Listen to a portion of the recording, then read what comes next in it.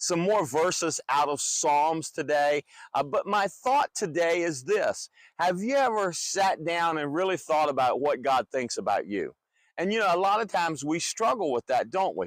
Those of us that struggle a little bit more with how we feel about ourselves and how can God love us if we are in the condition that we're in, or we're thinking what we're thinking, and we're acting on what we're acting on. And so I think it's important for you and I to take a moment today to just begin to realize that God truly does love us. God truly does care about us.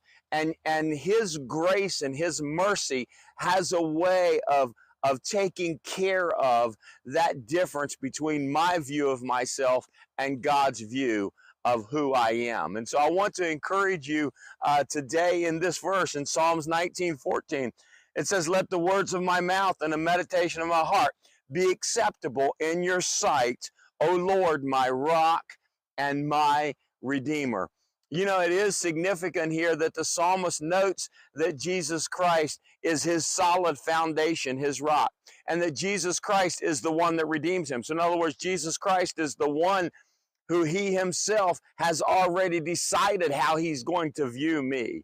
And I'm going to accept. I would much rather accept, let me put it that way, I would much rather accept God's view of me than my own view. And so I just wrote down 3 things for you to think about today that this verse reminds me of. And the first one is this. The psalmist knows his need for help in life.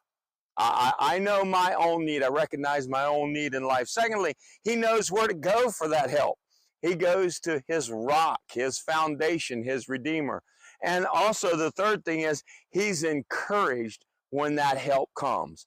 And so that's my 3 thoughts for you today, that you need help, and you know that responding to that is Jesus Christ. You know where to go for that help, relying in Jesus Christ, and you know that you can be encouraged when that help comes. So let me just read another psalm for you, Psalm 19:8. "The precepts of the Lord are right, rejoicing the heart.